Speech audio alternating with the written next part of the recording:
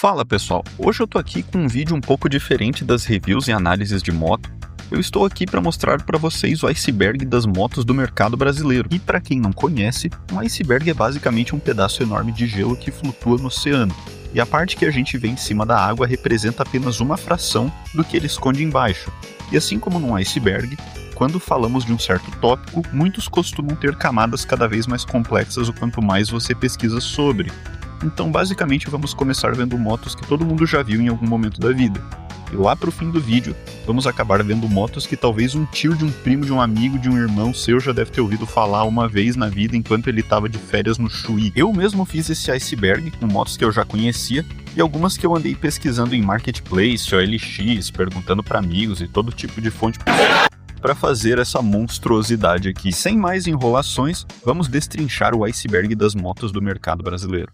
E vamos começar com o nível 1, a camada mais superficial do iceberg, as motos tradicionais, ou seja, em um momento ou outro você já viu uma dessas, Honda CB300R. Com um motor monocilíndrico de 291 cilindradas, tem 26,5 cavalos de potência e quase 3 kg de torque. O visual mais agressivo inspirado na Hornet envelheceu muito bem até os anos de hoje, e se destacou com os consumidores por isso, aliando potência e visual numa moto acessível para o consumidor de baixa renda da época. Porém, a posterior fama das trincas no cabeçote desvalorizaram fortemente a moto e deixou os consumidores do mercado de usados fortemente apreensivos. Honda CB300F Twister é um projeto que foi desenvolvido no Brasil e inspirado no visual da Hornet 750. O novo modelo, com um motor derivado da CB250F Twister, tinha 24,5 cavalos de potência e dessa vez os problemas da geração anterior foram corrigidos. A moto é extremamente equilibrada, sendo tanto econômica quanto forte e confortável, porém ao custo de ser mais cara em relação às concorrentes. Eu incluí essa moto porque uma vez em Balneário Camboriú eu vi tipo umas 50 dessas na rua em um dia, aí eu vi que esse modelo realmente foi um sucesso de vendas e eu não podia deixar de falar dele. Honda XRE 300. Essa aqui tomou o lugar da Falcon em 2009, a primeira moto trail de muitas pessoas que buscavam algo mais equilibrado, sem comprometer o uso diário. Vindo com ABS desde cedo nas primeiras gerações, algo raro por sinal, é extremamente confortável e versátil para uso misto, tanto na terra quanto na estrada. Infelizmente as primeiras versões vieram com o maldito motor 300 e junto vieram também as trincas no cabeçote. Mesma história da CB300R, mas no futuro entrou o motor da CB300F e isso foi sanado, porém também perdendo o lendário bicão do paralama dianteiro que era a assinatura visual da moto. Yamaha FZ25. Uma moto que eu pessoalmente acho muito bonita mesmo, com visual inspirado na linha MT, é uma das motos mais confiáveis da categoria, muito econômica e durável. O lado ruim foi a sua limitação em apenas 5 marchas e a sua baixa potência de 21 cavalos, que para a cilindrada dela era uma das menores, tornando ela uma moto um pouco incômoda para uso em rodovias. E essa é outra moto que dependendo onde você for vai achar várias na rua em um dia. E pessoalmente foi a moto que me fez ingressar no mundo das motos. Quando eu via do meu amigo na época da faculdade, achei que era uma moto muito mais potente pelo porte que ela aparentava ter. Honda CG 160. Essa aqui é a moto das motos, se destaca tanto no lado positivo de ser a moto mais vendida no Brasil há muitos anos, ser super econômica e versátil, e também do lado negativo, onde é citada como a moto mais visada para roubos, sendo a líder isolada na tabela. Alguns proprietários são críticos pelo motor 160 não ser tão robusto como foi o da 150, porém, independentemente das críticas, ela mantém a tradição da linha CG de ser a moto mais vendida da história do país. Honda Bis 125. Com transmissão semiautomática de 4 marchas e compartimento debaixo do banco, além de ser extremamente econômica, atingindo de 40 a 50 km por litro de média, sim, você entendeu direito, 50 km por litro. Ela era uma moto que tornou o transporte rodoviário algo democrático, pois era barata de adquirir e manter. Foi provavelmente o primeiro meio de transporte independente de muitas pessoas que buscavam o mínimo de conforto além do transporte público. Não é excepcional em nenhuma categoria em específico, não tem nem 10 cavalos de potência, pouco mais que 1 kg de torque, e não consegue andar em rodovias sem ser esgoelado. Se chegasse em 110 km por hora era muito. Porém, a proposta era ser algo assim mesmo, no mínimo para você se virar sem depender dos outros. curiosidade, um amigo meu que tem pai médico no litoral de Santa Catarina falou que no hospital chamam a bis de mata-moça pelo alto volume de acidentes envolvendo mulheres nessas motos. Então, se isso for fato, tome cuidado. Honda Pop 110i. Essa aqui é a moto mais simples que dá para encontrar na rua. Pesa 87 quilos, faz uma média ridícula de 55 km por litro e provavelmente é a moto mais acessível de uma marca de nome grande no mercado. Tudo isso a troco da óbvia falta de performance, chegando a apenas 93 km por hora no máximo com seus absurdos 8 cavalos de potência, mas a ideia aqui era fazer a moto mais acessível em todos os aspectos possíveis, sendo muito popular como fonte de renda de muitas pessoas. Honda NXR 160 Bros, a trail de baixa cilindrada mais vendida do Brasil, mesma base da CG, o que significa que peças por aí tem de sobra, porém a performance na estrada é de CG, ou seja, você vai ter que extrair muito dos 14 cavalos para se manter em velocidades aceitáveis para uma rodovia. É uma moto extremamente versátil, sendo usada tanto no dia a dia na estrada ou no chão de barro, além de ser muito barata de manter. Porém, há reclamações sobre seu conforto quanto ao seu assento. Yamaha Factor 150, a moto número 1 das autoescolas, inclusive a que eu fiz, performando modestamente com seus 12 cavalos. Alguns comentam muito sobre a ferrugem nos acabamentos ou do baixo poder de revenda, mas onde ela se destaca é no uso diário. Um tanque de 15,7 litros tem autonomia pra caramba e é a principal concorrente da CG 160. Honda PCX 160, uma scooter premium para quem quer sair do comum e buscar usufruir mais da experiência do deslocamento oferecido pelo meio motociclístico. Arrefecimento a líquido dando ao motor 16 cavalos de potência, câmbio CVT, sistema start-stop, freio ABS na roda dianteira e controle de tração. Isso tudo fazendo dessa moto algo que não se encontra tão facilmente em scooters de baixa cilindrada. As rodas e suspensão sofrem um pouco em estradas irregulares, além da ideia de premium nesse caso aqui também se refletir no preço das peças na hora da manutenção. Yamaha Lander 250. Aqui já estamos falando de uma trail que para alguns já seria considerada média, porém é o mesmo motor derivado da FZ25, aquele que é um dos que menos performa para a categoria. Ela se destaca no uso misto, tanto estrada quanto terra, e um fato curioso é que essa moto mantém a mesma base mecânica por mais de 15 anos, ou seja, mesmo motor, mesma dinâmica por mais de uma década. Se isso é uma coisa boa ou uma coisa ruim, só você que é dono vai poder dizer. Honda CG 125 Today. Essa aqui eu inseri porque é simplesmente um visual marcante pra caramba, não tem como ignorar essa moto quando ela passa na rua, além de ter um motor com o comando OHV, que significa Overhead Valve, ou motor varetado. É leve, econômica, porém atualmente já está bem ultrapassada comparada com as motos de entrada de hoje em dia. Hoje ela é quase um símbolo, uma memória da época onde a CG revolucionou em vários aspectos e muitos donos são fiéis a essa moto, sendo a principal escolha para o fim de semana e para o dia a dia também. Yamaha Crosser 150. Essa aqui é a concorrente direta da Honda Bros 160, com um motor derivado da Factor 150, econômico e confiável. Porém, isso significava também que era um pouco mais fraca, e alguns também falam que seu banco era um pouco estreito demais para viagens longas, mas é mais no meio urbano onde ela performa melhor mesmo. KTM Duke 200. Finalmente a primeira aparição de uma moto que não é Yamaha nem Honda. De praxe da KTM, eles fizeram uma naked com um visual muito mais imponente do que as marcas tradicionais costumam fazer, e essa aqui não é só o visual que chama atenção. O motor de 25 cavalos tem desempenho bem acima da média para cilindrada, e ela já vinha com ABS e suspensão invertida. Porém, sendo muito esportiva, isso também significava bancos duros e motor mais girador. Foi o primeiro projeto em parceria com a Bajaj e foi tão bem sucedido que expandiu o mercado de motos de baixa cilindrada da KTM, Motu Sport 110i.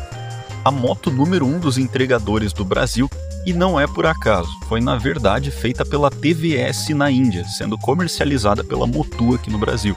Com seus humildes 8 cavalos de potência e até 60 km por litro de média de combustível, meu Jesus! O foco dessa bichinha é atender quem quer uma moto para trampar, um plano de aluguel para usar enquanto tem serviço.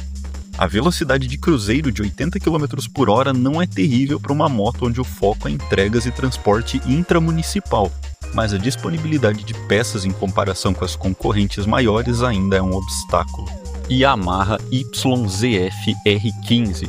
Agora, se você já viu uma moto na rua e estava escrito R15 na carenagem, você provavelmente imagina que se trata de uma moto super esportiva compacta. Porém, as aparências enganam duramente nesse caso aqui. Com quase 19 cavalos de potência, essa é a moto de 150 cilindradas mais forte à venda no mercado brasileiro. Isso tudo é graças à quantidade de tecnologias dentro de um motor tão pequeno. O motor monocilíndrico é arrefecido a líquido, tem 4 válvulas e opera com a tecnologia VVA de abertura de válvulas, muito parecido com o popular VTEC da Honda. Suspensão invertida, ABS, embreagem assistida deslizante e controle de tração tornam essa moto extremamente completa, além de ser muito econômica. Perfeita para quem quer iniciar no meio esportivo sem ter experiência, porém abrindo mão de um bom dinheiro por uma moto de 150 cilindradas. Certamente ela revolucionou por trazer conceitos tão inovadores para o consumidor médio. É o tipo de moto que merecia um vídeo inteiro só dela de tanta coisa que tem para falar. Nível 2. As incomuns. Honda CBX 250 Twister, a predecessora da CB300R. Com 2 eixos de comando e radiador de óleo, tem 24 cavalos de potência e chegava a até 150 km por hora. Uma das primeiras nakeds a popularizar a categoria de 250 cilindradas, vendendo mais de 420 mil unidades, deixou um legado positivo comparado ao de sua sucessora, porém é também lembrada como uma moto que bebia bastante. Kawasaki Ninja 300, a primeira bicilíndrica a aparecer no vídeo, e tinha que ser essa, até porque é uma das mais bonitas, sendo muito cobiçada pelos consumidores do mercado motociclístico na década de 2010.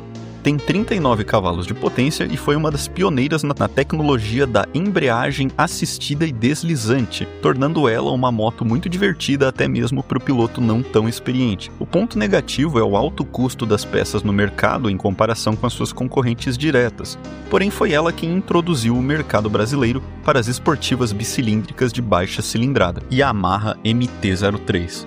Em algum momento essa moto ia aparecer, um destaque principal para 2 pontos. O primeiro é a potência absurda de 41 cavalos para uma moto de 321 cilindradas 4 tempos, e o segundo é por causa do consumo, que é equiparável a uma moto de 600 cilindradas. Não é lembrada por sua autonomia, nem pelo fato de que ela é o contrário do que a linha MT tenta vender, que é Master of Torque ou Mestre do Torque, e o torque nem é tudo aquilo, mas é lembrada pela sua acessibilidade, pela beleza principalmente. Entretanto, é muito popular no mercado brasileiro e muito cobiçada desde seu lançamento até hoje em dia. Honda CB500F. Não é porque eu tinha uma, mas essa aqui é essencial ser falada sobre. É muito popular por ser praticamente inquebrável desde seu lançamento, e as versões mais novas continuam recebendo atualizações para aprimorar o conforto, tanto para viagens quanto para uso diário, tendo atualmente suspensão invertida e embreagem assistida e deslizante, muito econômica mesmo para uma moto de 500 cilindradas fazendo até 30 km por litro, o que é, muito eficiente, mas não é uma moto particularmente divertida. O ronco é bem quieto e discreto, além de não ter uma potência e performance de destaque. Afastam consumidores que buscam algo mais imponente e emocionante, infelizmente. Honda CB500X, ou 500 Cross. Uma CB500F que dá para andar mais longe. Praticamente a mesma moto, só que com alguns poréns. Posição de pilotagem mais ereta, bolha para evitar ventos fortes contra o piloto e roda dianteira de 19 polegadas. Alguns gostam da ideia de a moto ser derivada de um conceito já funcional da CB500F, já alguns são críticos, principalmente por sua suspensão e rodas traseiras serem as mesmas, o que torna ela uma moto ainda muito mais direcionada para o uso em asfalto do que direcionada para o uso misto, que é o que o visual dela dá a entender. Atualmente ela foi substituída pela NX500, Kazinski Comet GT 250R, a primeira moto com motor em V do Iceberg. E essa aqui é especial, porque ela é a única moto esportiva de 250 cilindradas com um motor V2 vendida oficialmente no Brasil. Com até 32 cavalos de potência e top speed de até 170 km por hora, ela ainda engana muitos que pensam que uma moto de 250 cilindradas não anda ligeiro. Não só isso, o ronco dela era algo fenomenal, parecendo quase um V8 americano ou uma Harley em baixas rotações, além de ter o visual de moto grande.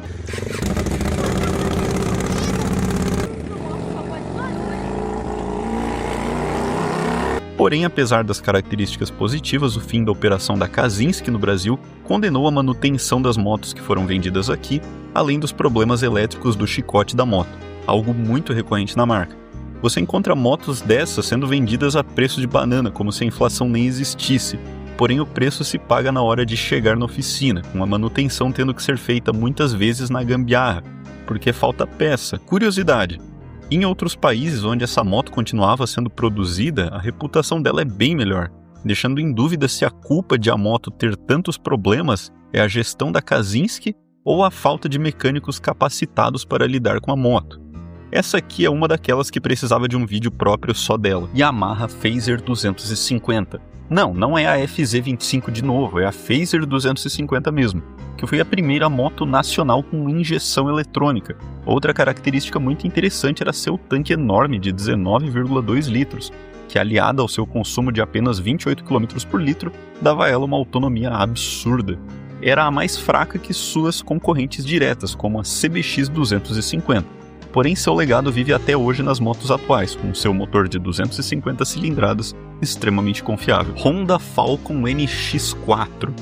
Por algum motivo associam muito essa moto aqui com a Assaltante. Torcuda pra caramba, 3,5 kg com 30 cavalos, ela bebe mais que meu tio no Natal de 2025. Aproximadamente 18 km por litro na cidade e de 20 a 25 no asfalto. Para uma monocilíndrica em que o foco é rotações baixas, na verdade isso é meio trágico. Porém, quem tem fala positivamente da sua capacidade de viajar e da capacidade de off-roading. Suzuki Bandit 650, a primeira moto 4 cilindros do Iceberg. E tinha que ser ela, a moto favorita do MC Guimê. Kawasaki tem Bandit. Porém, o que me surpreende nessa moto não é a sua confiabilidade ou os 85 cavalos, é o seu peso de 241 kg em ordem de marcha. Cara, isso é mais do que uma BMW 1200 GS, que é quase o dobro do tamanho. Isso deixa a moto um pesadelo para manobrar, além de fazer ela um pouco menos eficiente no consumo, que é de 15 a 20 km por litro. No entanto, ela ainda é muito popular no mercado de usados por ser acessível, mas ao custo de não ter as mesmas vantagens eletrônicas das motos mais atuais. Honda Hornet CB600F. Ela ia aparecer em um momento ou outro. A lendária Hornet. Não é as novas Hornets de 2 cilindros, mas a original, vamos dizer assim. 102 cavalos de potência, isso mesmo, e 6,5 kg de torque. E 198 kg em ordem de marcha. Parece a combinação dos sonhos, alta potência, bom torque e baixo peso, tudo isso fazendo dela uma moto muito divertida de pilotar, além de ter um top speed assustador de 230 km por hora. É elogiada pela mecânica confiável e pelo ronco maravilhoso, mas criticada pelo consumo elevado e pelos altos custos de seguro, decorrente de altos índices de roubo. Ela é um ícone cultural aqui no Brasil, uma moto que representa um status adquirido. Eu vou de Hornet, de Amarok, de transporte nós tá bem, de Hornet ou 1100. O toque da horneteira entre becos e vielas. Até hoje é objeto de desejo de muita gente. Mesmo os que não conhecem muito de moto, em algum momento já ouviram falar da Hornet, seja por música, vídeos ou influencers. Novamente, muita coisa para falar em apenas poucos segundos. Honda CBR 600F, a irmã mais bonita da Hornet. Mesma mecânica, mesmo chassi, porém mais carenagens e mais conforto. Ela é um intermédio para quem procura uma moto esportiva sem abrir mão do conforto de viajar de vez em quando. Com ressalvas, claro. Vide meu vídeo de review sobre essa moto. Esse estilo é conhecido como Sport Touring, porém nesse caso atingir esse estilo se provou um pouco desafiador para a Honda nessa moto aqui, tendo em vista que ela é mais pesada que a Hornet e tem um consumo relativamente elevado, tornando ela um pouco inconveniente para viagens realmente longas. Yamaha XJ6. E logo após a Hornet a gente tinha que falar da XJ6, que é a sua concorrente direta vindo da Yamaha. Com 78 cavalos e 205 kg na versão Naked, ela era menos potente e mais pesada que a concorrente, mas ironicamente são características que trabalharam um pouco a seu favor, tornando ela mais amigável para começar em uma moto esportiva, tendo uma resposta de aceleração mais suave. Infelizmente, o conforto é comprometido pela falta de regulagens na suspensão e o poder de revenda em comparação com a Hornet é mais baixo. Mas mesmo nessas condições, também é uma moto que faz parte da cultura brasileira de motociclismo, sendo o sonho de consumo de muitos pilotos desde pequeno. Kawasaki ER6N. Com 72 cavalos de potência e com o nome 6 no modelo, isso engana muita gente que pensa que essa moto tem 4 cilindros também, mas ela é uma naked bicilíndrica de 650 cilindradas e 6,6 kg de torque. Uma moto feita tanto para viagem quanto para uso urbano, porém sendo também bem beberrona, com consumo em torno de 18 a 22 km por litro, similar a uma 4 cilindros mesmo. Alguns são críticos do conforto para o garupa dessa moto, citando que o tamanho do banco é pequeno, porém seu destaque é o torque em baixas e médias rotações, dando aquela sensação de pilotar uma moto mais cruiser. Uma curiosidade é o seu motor, que está presente em vários outros modelos da Kawasaki até hoje, inclusive até uma Ninja, um mix de mundos diferentes. Bajaj Dominar 400. Esse aqui provavelmente é o modelo mais cobiçado da marca, mostrando que custo-benefício pode ser entregue para quem busca andar de moto zero. O motor é derivado da KTM 390 Duke, porém mais apaziguado no conjunto geral para dar a sensação de uma moto trail ao invés de uma moto esportiva. Tinha cabeçote novo, remapeamento do sistema de ignição e relação como as principais características alteradas, fazendo dela uma moto mais estradeira do que de pista. Mas ainda é o caso de que a rede de apoio no pós-venda para essa moto tem sido um problema. Aliando isso a críticas ao acabamento da moto, tem deixado em xeque a capacidade da Bajaj de entregar uma moto que custe pouco e agrade muito. Royal Enfield Himalayan 411 ou 411. Essa aqui é uma moto um pouco polêmica, sofre críticas por causa da baixa potência de 25 cavalos para uma moto de 400 cilindradas, porém a ideia é trazer atenção para o seu torque de 3,2 kg. Curiosamente, seu nome não é só marketing, ela foi realmente testada na cordilheira do Himalaia quando foi desenvolvida, com a ideia de que uma moto com simplicidade mecânica podia cumprir grandes desafios. Não compete com Big Trails, não tem potência para passar os 130, mas ela tem capacidade de off-roading, se você desconsiderar as quebras de quadro que eventualmente ela tem, claro. Kazinski Mirage 250. Assim como a Comet que vimos lá atrás, essa aqui passa pelos mesmos obstáculos, problemas de elétrica, falta de rede de apoio para manutenção e baixo poder de revenda. Porém, o visual, meu amigo, essa aqui sim o ronco combina com o estilo.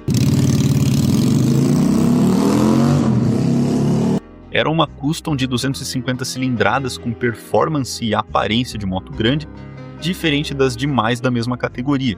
Infelizmente, a Kazinski saindo do Brasil tornou esses modelos cada vez mais raros e obsoletos de serem encontrados em boas condições. A Veloz AZ1 50 cilindradas.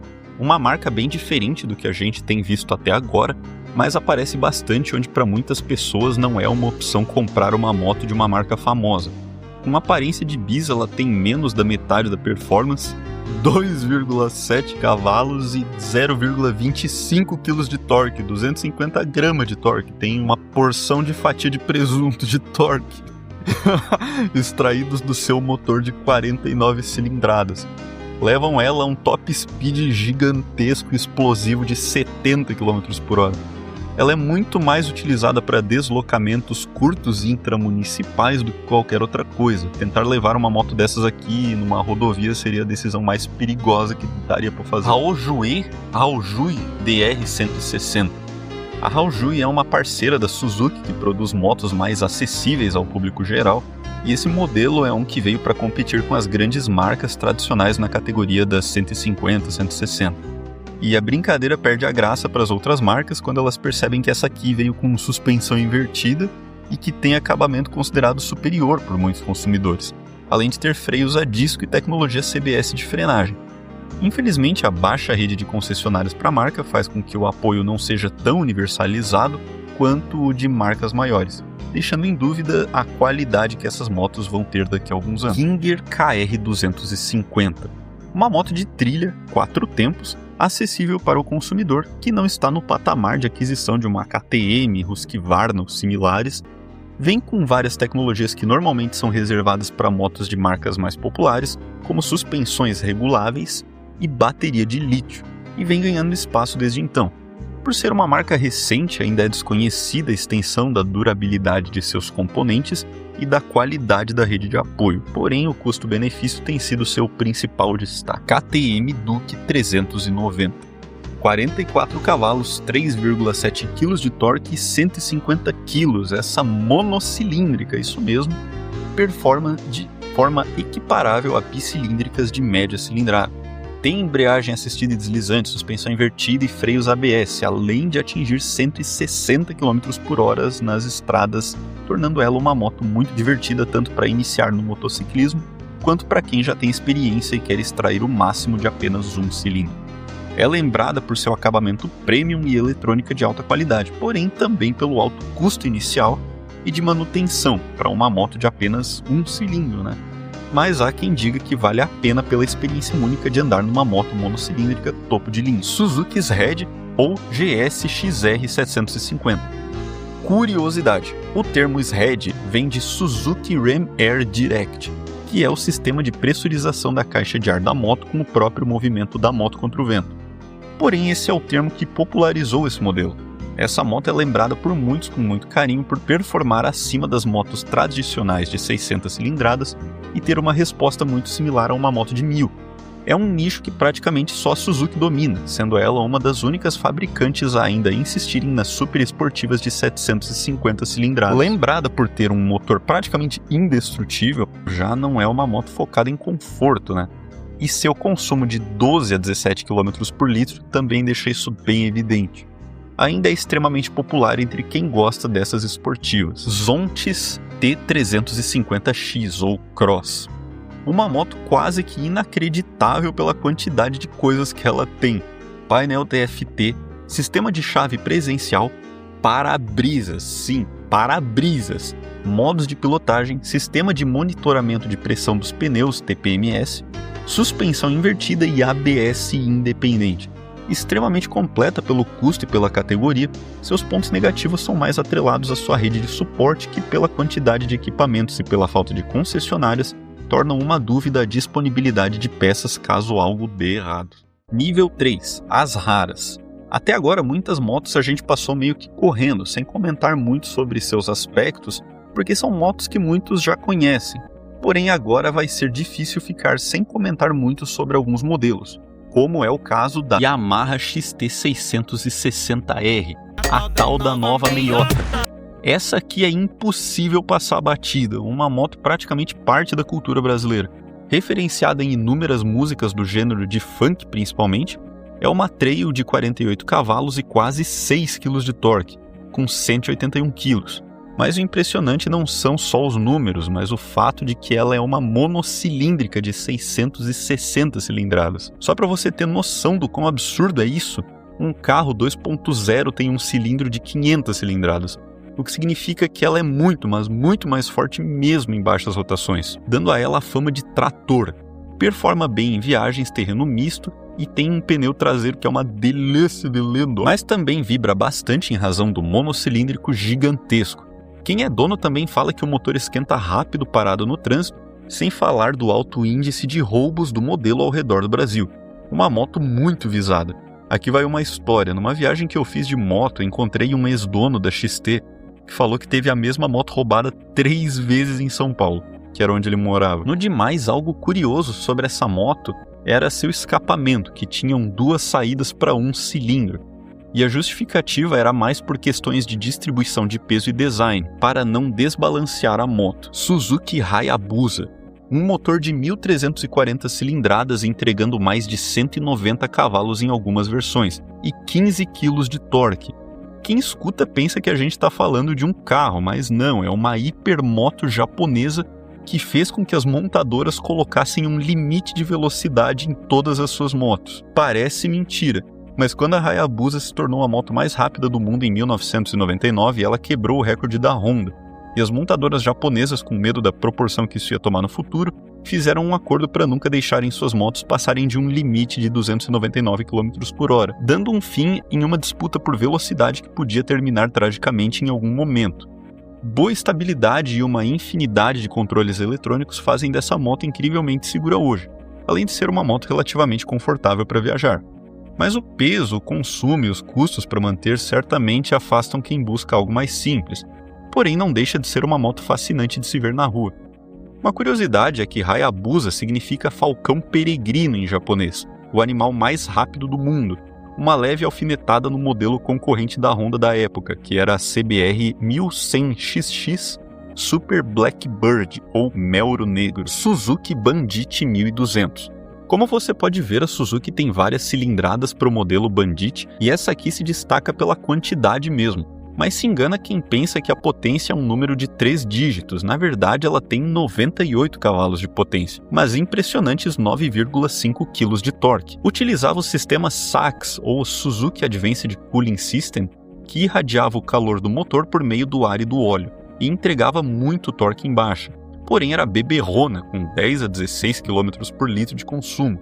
Não é uma moto tão nova, porém tem alguns nichos dela aqui no Brasil ainda. Honda CBR 1000RR-R Fireblade SP. Se a potência da Hayabusa não te assustou, então eu sugiro você conferir essa aqui. 217 cavalos de potência numa moto de 201 quilos. É mais cavalo que quilo, velho. Tudo nessa moto aqui grita pista e esportividade. O uso urbano não faz nem sentido para isso aqui. Suspensão Öhlins eletrônica, freios Brembo de 4 pistões, asas, sensores giroscópicos, controle de tração, controle de freio motor, sistema de empinamento, launch control, modos de pilotagem quick shifter. Meu Deus! Seu design é derivado diretamente da sua irmã de pista, a RC213V-S. Não preciso nem falar que isso aqui não se usa no dia a dia. Você pode, mas com consumo de 10 a 15 km por litro e só o par de pneus custando R$6.000 e durando menos de 7.000 km, acho que é uma boa só usar ela na pista mesmo. Kawasaki Ninja ZX-10R. Outra superbike que não tem nem sentido para o consumidor médio, porém essa aqui você até chega a encontrar umas na rua de vez em quando. Recheada de tecnologias como ABS em curva e freio motor ajustável, foi feita pensando nas pistas, e o ronco dessa aqui acho que bate de qualquer outra 1000 cilindradas, na minha opinião.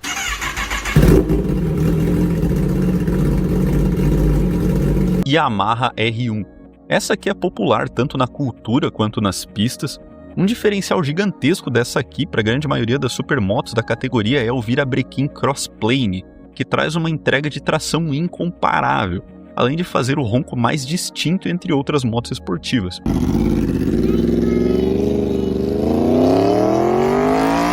É uma moto de 200 cavalos e focada para o uso em pista, então assim como nas anteriores, qualquer boca aberta que tentar subir nela e tentar acelerar tudo que dá, vai se meter numa encrenca bem feia se não tiver cuidado. Essa moto é reconhecida por dar trabalho até mesmo para os pilotos mais experientes. Ducati Monster 796. Motor bicilíndrico em L, ou um V de 90 graus. Tem 2 válvulas por cilindro e tem na verdade 803 cilindradas e não 796. E traz 87 cavalos de potência com quase 8 kg de torque. E tem um detalhe muito curioso. Seu comando é do tipo desmodrômico, ou seja, não tem molas, é puro contato mecânico para abertura e fechamento das válvulas. Isso tudo além de ser arrefecido puramente a ar. Com uma personalidade diferente do que estamos acostumados a ver, ela é o tipo de moto que é divertida em todo tipo de estrada, tendo potência e torque de sobra. Porém, seu sistema de arrefecimento gera muito calor por depender do movimento constante. E sua tecnologia de comandos desmodrômica certamente não é tão popular nas oficinas. Então, apesar da proposta divertida, ela ainda requer muito cuidado por parte de pilotos menos versados nestas nuances da moto, podendo fazer dela uma moto desconfortável de andar e manter. Harley Davidson Fat Boy. A tradicional Harley, a moto que muitos pensam quando vem um tiozão obeso de bigode branco usando camisa xadrez. Essa aqui fez parte de uma cultura mundial, na verdade, popularizada principalmente pelo Arnold Schwarzenegger, no filme O Exterminador do Futuro 2, tornando motos grandes, lerdas e caras em motos populares. Com um motor gigantesco de 1900 cilindradas em V, tinha 95 cavalos, mas 16 kg de torque. Sim, 16 kg de torque, fazendo ela super confortável para viajar, mas também pesava quase 320 kg, tornando ela praticamente impossível de manobrar. E se ela cair no chão, boa sorte. Isso sem falar da manutenção Harley, que como você deve imaginar, não é nada barato. BMW S1000RR, a 1000 cilindradas mais falada do momento. Influencers, músicas, uma febre principalmente entre a geração mais nova, que já visa um ídolo ainda mais grandioso do que a Hornet foi um dia. Com 210 cavalos é uma das motos mais rápidas do mundo. Uma infinidade de tecnologias, como de praxe na categoria dela, é visada por muitos, domada por poucos, e a alta potência dessa moto assusta qualquer faixa de experiência no mundo motociclístico. Essa moto aqui representa a filosofia de uma nova geração, que não quer saber só de nakeds de 4 cilindros, mas sim uma moto de luxo e potente, algo que impõe uma presença agressiva não só nos números, mas também na aparência. Kawasaki Ninja H2. Outra superbike totalmente fora de cabimento para o consumidor padrão, essa aqui com uma característica única. Um supercharger, isso mesmo, desempenho absurdo, acabamento sem igual e irmã da H2R, a moto exclusiva de pistas que chega a brutais 326 cavalos de potência, levando ela até 400 km por hora. Jesus amado! Esse modelo está disponível no Brasil, a H2, não a H2R, está disponível no Brasil por um preço nada amigável. E a manutenção não é diferente, o peso de quase 240 kg é considerado já um pouco excessivo para a categoria, mas ainda podendo atingir os 300 km por hora. O curioso dessa moto é que ela não foi feita só pela divisão de motos da Kawasaki, mas juntamente com os setores de motores aeronáuticos, turbinas e da indústria pesada, que atua na parte de defesa em navios, fazendo dela um projeto multifacetado da empresa toda. Kawasaki Vulcan S. Lembra da ER6N que eu comentei lá atrás? Então, é o mesmo motor daquela moto, só que nessa cruiser meio esportiva. Nessa aqui o motor veio remapeado para uma entrega melhor em baixas rotações, dando mais sensação de moto de viagem mesmo. Tem todo um sistema de configuração de assento, pedaleiras, guidão para pilotos de tamanhos diferentes, fazendo dela uma moto muito confortável. O motor certamente entrega uma característica única por ser um bicilíndrico paralelo em uma moto tunada para torque em baixas, porém fica devendo o tamanho de tanque de gasolina, que nessa moto são apenas 14 litros. Porém, para esse estilo de moto, geralmente é nessa faixa mesmo. Honda CBR 250R. Você lembra quando eu falei que era o iceberg das motos do mercado brasileiro? Então, essa aqui nunca foi oficialmente vendida aqui, mas houveram importações desse modelo para cá vindos da Tailândia. Você já sabe o que isso significa? Se você chutou menos peças disponíveis caso a moto se espatife no chão, você acertou. Porém, é uma pena que nunca tenha vindo oficialmente, pois o monocilíndrico de 26 cavalos com consumo de 35 km por litro certamente faria sucesso na mão de pilotos buscando esportivas de entrada. Bem, parece que outra marca vai ter que fechar esse nicho então, né? Honda CBR 500R. Não é a CB 500F vestida de moto esportiva. Tá bom, na verdade é assim mesmo. Mesmo chassi, mesmo motor, mesma potência, mesmo tudo, só que mais carenagem, maluco, é isso aí. E não é uma moto super esportiva, como o nome dela dá a entender. É mais uma sport leve, para você pegar o jeito antes de pular de cabeça nesse 1000. Essa aqui a ideia é mais viagens, uso diário, fingir que você anda numa moto forte e achar que consegue bengar aquela 150 mexida que até se treme. Então, é uma moto divertida, não dá pra mentir. Com certeza anda mais ligeiro que a média e, convenhamos, é bem bonita essa moto aqui. Beta 300RR. Potência, 41 cavalos. Torque, 4 kg. Numa moto de 300 cilindradas. Monocilíndrica? Essa é a magia dos dois tempos, disparos sequenciais ininterruptos, e com quase 100 kg, a relação peso-potência dessa moto é avassaladora em comparação com qualquer outra moto, até mesmo as de cilindradas bem maiores. Esse é o mundo das motos de competição hard enduro, porém um mundo inacessível para muitas pessoas, tendo em vista o custo dessas motos e a manutenção mais frequente e mais cara também. Beta 390RR. Então, isso aqui deve ser um absurdo mais forte, não é mesmo? E não é. Essa aqui é 4 tempos. Um paralelo engraçado, essa aqui tem 43 cavalos de potência em números não oficiais. O torque a empresa nem divulgou oficialmente, mas dá pra ver o quanto uma moto de 4 tempos tem que crescer para bater uma 2 tempos só nessa pequena comparação.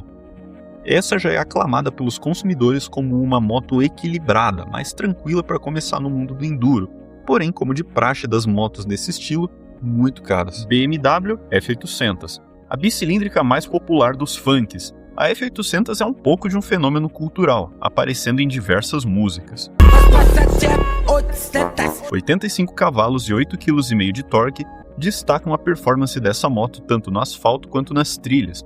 Opção de muitos viajantes pelas estradas afora, porém com custos de manutenção certamente mais caros.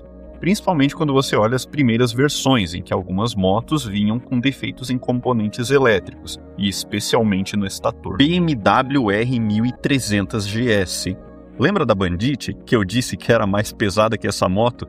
Então, essa aqui pesa 237 kg em ordem de marcha, contra os 241 da Bandit. Porém, a GS tem 145 cavalos de potência e 15 kg de torque. Meu Jesus! Uma combinação extremamente positiva em favor da ciclística dessa moto. Uma moto gigantesca que é feita para todos os tipos de aventuras, e é o topo da categoria em que ela compete. O conjunto de eletrônicos avançados, como até radares e sensores, que incluem até aquecedor de banco em alguns modelos, encarecem fortemente a moto. Mas ninguém compra uma moto topo de linha pensando em economizar dinheiro também, né? Gas 300. Mais uma moto 2 tempos para competição, estilo hard enduro. Essa aqui é fortíssima com relação peso-potência avassaladora. Componentes extremamente luxuosos enganam quem pensa que uma moto dessas é feita para ser maltratada e pilotada de qualquer jeito. Na verdade, ela é quase o topo de linha da divisão dela, praticamente inacessível para o consumidor médio, e dificilmente seria utilizável no meio urbano. E uma curiosidade é o consumo. Uma moto dessas, que é uma moto monocilíndrica de 300 cilindradas, é de 8 km por litro na pilotagem intensa. Harley Davidson Road Glide. Cara, tá, vamos lá. Eu acho essa moto aqui a moto mais feia que existe. Me desculpa, mas é muito feio esse treco. É muito desproporcional. Mas, pelo visto, ela agrada mais quem quer ter uma moto visando o conforto e o torque, do que a aparência, obviamente. E essa frente feia, horrorosa, aparentemente é uma carenagem fixa ao chassi que melhora a estabilidade em altas velocidades, do seu top speed de 200 km por hora. É uma Harley, então tudo que é caro, tudo é caro, desde a compra, manutenção, até mesmo eu ia falar do consumo, né? Eu imaginei que por 2.000 cilindradas ia ser bem alto, mas não, é de 16 km por litro. Então isso pelo menos é uma coisa positiva. Se você quer andar com a moto feia, então essa aqui é a moto para você. Kazinski Comet GTR 650. Motor em V, 2 cilindros com cara de esportiva e agora 80 cavalos de potência. A Kazinski não estava nem aí para as normas. Era um projeto meio maluco atrás do outro. A suspensão dessa aqui era invertida e o motor distinto das outras motos da categoria. Eram os principais destaques desse modelo. E assim como os outros modelos que a gente já viu da Kazinski, esse aqui tinha vários problemas também. Todos, pelo menos a maioria concentrados em problemas elétricos, como chicote, estator e retificador. E também, assim como antes, o fim da Kazinski basicamente condenou as motos a um destino de gambiarras e manutenções duvidosas. Porém, quem se dá o trabalho de arrumar tudo diz que essa moto é confiável. MXF 270F. Essa aqui é uma das motos de trilha com os melhores custos-benefícios no mercado. O motor é 4 tempos, mas tem 24 cavalos e os componentes são de qualidade equiparável a de motos europeias, tornando ela uma opção mais viável para quem busca entrar no mundo das motos de trilha ou até o enduro sem abrir mão de muita grana. Ela vem ganhando espaço desde o lançamento, porém ainda tem uma rede de concessionárias pequena. Triumph Rocket 3. Assim, se tu pegasse um caminhão e transformasse numa moto, é isso aqui o resultado. Ela é uma moto de 3 cilindros de 2.500 cilindradas. 180 cavalos e puta merda, 23 kg de torque, um valor de torque que assim, ó, vai lá e pega a ficha do teu carro, provavelmente isso aqui tem mais torque que o teu carro, e pesa 317 quilos. Assim, se tu para pensar no tamanho do motor, até que é um peso aceitável. Essa moto aqui, ela tem o maior motor já instalado numa moto de produção em série, e essa aberração chega a 100 km por hora em 2,7 segundos. Só pra tu ter uma noção do absurdo que é isso. Pega esse carro aqui, ó, uma Lamborghini Veneno. É um hipercarro de 12 cilindros em V com tração integral permanente que acelera de 0 a 100 em 2,8 segundos. Ou seja, tá perdendo para essa moto. Ou melhor, tá vendo esses carros que eu botei aqui na tela? Nenhum deles vai de 0 a 100 mais rápido que essa moto. E pela bagatela de quase 150 mil reais ela pode ser sua. Sendo um preço que, poxa, na minha opinião é até baixo considerando a performance dela. Nível 4. As obscuras. Ver uma dessas aqui na rua é motivo de parar tudo que você tá fazendo. E a gente vai começar com um modelo que me deixou meio confuso. Suzuki Burgman 650. Eu acho a ideia de uma motinho que você deixa os pés juntinho no meio, assim, uma coisa muito engraçada. Eles vão lá e colocam um motor de 650 cilindradas num treco desse. Mas é mais de dar medo. É 55 cavalos com 277 quilos num treco desse. É pesado pra caramba e, assim... transmissão CVT com modo manual simulado. Tem muita coisa mesmo nessa moto, tem para-brisa, espelho retrátil. E assim, a ideia é ser super confortável para viagem, e realmente, ela além de ser confortável, é bem luxuosa para a categoria. Porém, o SE-CVT, que é o sistema de transmissão, é relatado de ser um sistema caro e complexo de lidar. Aprilia Mana 850. Com um motor V2 de 839 cilindradas, ela tem 76 cavalos de potência e 8 kg de torque.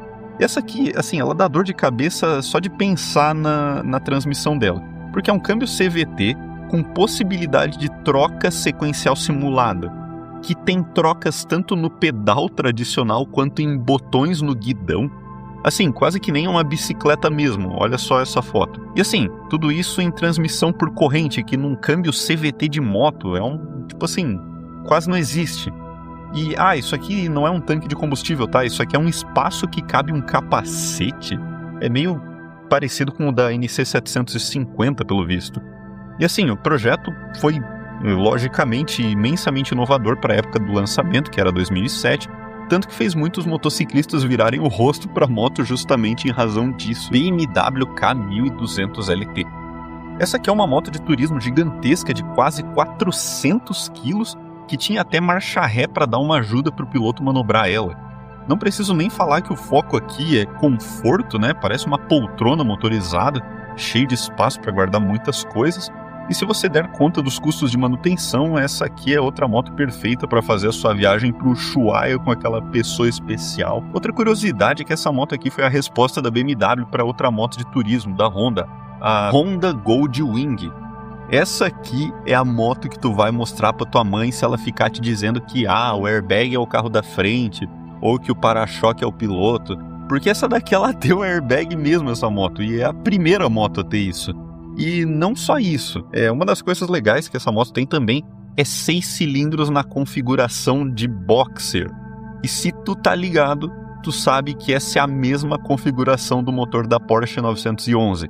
E sim, os dois motores têm sons muito parecidos.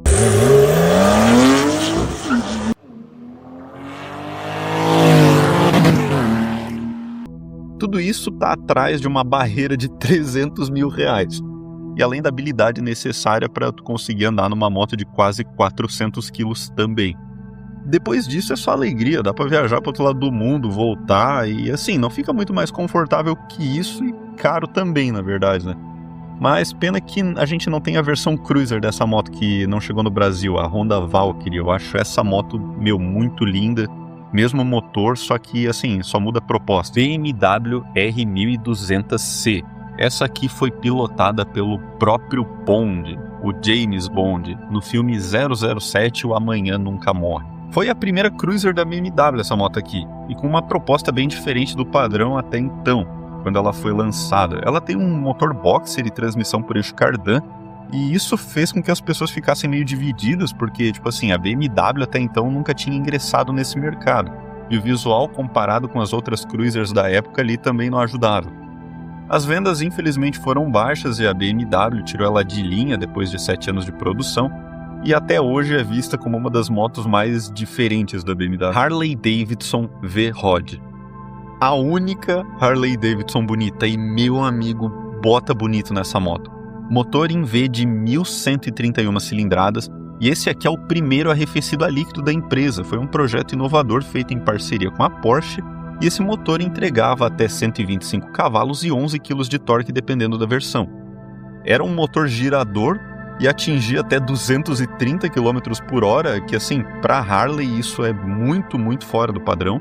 E certamente esse design muito inovador foi uma afronta aos harleiros tradicionalistas, que acham que o motocruiser tem que ser uma moto que tem seca-sovaco de 2 metros de altura, e olha para a largura do pneu traseiro, cara. Algumas versões customizadas usam pneu de 280 milímetros de largura e, cara, fica muito, muito, muito bonito mesmo. Foi uma cruiser que quebrou paradigmas no meio dela.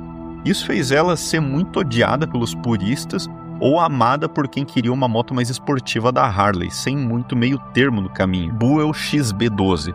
Se você tá gostando das motos com mecânicas diferentes dessa parte do iceberg, então se liga nessa aqui. Essa moto tem um motor V2 da Harley Sportster de 45 graus com 1.203 cilindradas, ela é arrefecida a ar e óleo, ela tem 103 cavalos com 11 kg de torque e 180 kg, e o chassi dela armazena combustível dentro da estrutura. Não só isso, o braço oscilante era o reservatório de óleo. E o freio dianteiro era preso no perímetro da roda ao invés do cubo. Assim, essa moto é muito, muito, muito fora do padrão, e isso é porque ela era o resultado da mente perturbada de Eric Buell. Eu acho que é assim que se fala, Buell, sei lá. O engenheiro que desafiava todos os conceitos tradicionais de motocicleta. Isso era ao mesmo tempo o ponto forte e fraco da marca, que são soluções engenhosas, mas possivelmente problemáticas. Ainda mais tendo em vista que ela tem uma baixa distribuição de rede de peças e também porque durou poucos anos antes de ser desligada pela empresa mãe, a Harley, Kawasaki Ninja ZX4RR. Poucas motos fazem algo que eu gosto muito nesse meio, que é um motor bem pequeno, mas cheio de cilindros. E assim, se tu pensa que essa ZX4RR é bicilíndrica que nem a Naked, tu se enganou. Essa aqui ela tem 4 cilindros, então tipo assim, sim, 400 cilindradas e 4 cilindros, ou seja, 100 cilindradas por cilindro, logicamente, que é uma característica única dessa moto. E daí o que acontece a partir disso tu tem 77 cavalos, que é, poxa, uma potência muito louca para 400 cilindradas, mas só 4 kg de torque, que é muito característico de motores giradores, assim. E esse motor gira pra caramba, até 16.000 RPM, que é uma esportiva basicamente única na categoria. Essa aqui, realmente, a ideia foi relembrar o tempo onde as japonesas fabricavam 4 cilindros em uma gama de cilindradas diferentes. Porém, o seu motor girador precisa ficar rodando em altas rotações para conseguir entregar o pouco de torque que ela tem, além de ser muito beberrona, 10 km por litro quando chega nos RPMs mais altos. Dafra Kansas 150. Algumas motos elas se destacam por serem muito boas no que elas fazem, e essa aqui se destaca mais pelos problemas. Ela é uma custom de 150 cilindradas, é interessante para quem quer ingressar no mundo do motociclismo, começando com bastante estilo, mas também com dor de cabeça, porque o quadro podia trincar bem perto do motor a qualquer momento, a bucha da coroa folgava rápido e a elétrica dava trabalho pra caramba. Não preciso nem falar que a revenda dessa moto é muito difícil, tanto que assim, tu até acha algumas dessas sendo vendidas por tipo R$1.900, praticamente um pouco mais que um salário mínimo. Honda CBR 450 SR. E esse aqui foi o bicilíndrico mais marcante de uma época, porque ela foi a primeira esportiva de grande produção da Honda no solo brasileiro. Ela tem 447 cilindradas, 47 cavalos e 4,2 kg de torque. 4. E as válvulas no cabeçote? Exatamente, não vai mudar muita coisa, né? 3 válvulas. Sim, cara, 2 de admissão e 1 de escape. Tipo assim, isso é uma coisa muito louca de encontrar até hoje em dia. Praticamente não existia, imagina pra época. E assim, ela chegava a 180 km por hora. E hoje ela é uma moto muito popular entre colecionadores, fazendo seu preço facilmente ultrapassar a tabela FIPE, quando encontrada em boas condições. Além de ser um modelo que exige muito cuidado, porque carenagens e peças de acabamento são bem difíceis de encontrar. Yamaha RD 350. Uma das motos mais históricas que já passaram por aqui, ela tem 2 cilindros e um motor 2 tempos. Aliada à tecnologia YPVS, ela chegava a absurdos 55 cavalos de potência numa moto de apenas 155 quilos. Não é à toa o seu apelido de Viúva Negra. Vem da ideia de que muitos pilotos não tinham a ideia da força do seu motor 2 tempos. Quem dirá de um motor que tem 2 cilindros 2 tempos? E não só isso, a suspensão e freios eram desproporcionais à sua potência. Isso fez a moto influenciar uma lenda urbana de que ela seria responsável pela fatalidade de quem não a soubesse manusear. Porém, não existe registro ou estatísticas oficiais confirmando essa lenda. Mas ainda assim, só o apelido dela já dimensiona a intensidade do seu motor. Não só a sua entrega de potência violenta, mas a manutenção mais frequente e o consumo pesadíssimo de 10 km por litro pesa a consciência de quem pensa em ter uma dessas. Ainda assim, é uma moto impressionante, que continua sendo comentada sobre até hoje, mais de 3 décadas depois do fim de sua produção, Honda CBX 750F. E é lógico que depois da Viúva Negra, eu vou ter que falar da Sete Galo. As duas motos tinham meio que uma rixa, e até hoje é contestada pelos fãs das duas motos, mesmo que suas mecânicas não tenham absolutamente nada a ver. A Sete Galo é uma 4 cilindros de 4 tempos com 747 cilindradas arrefecida a ar. Era extremamente desejada nos anos 80 e até hoje por fãs e colecionadores.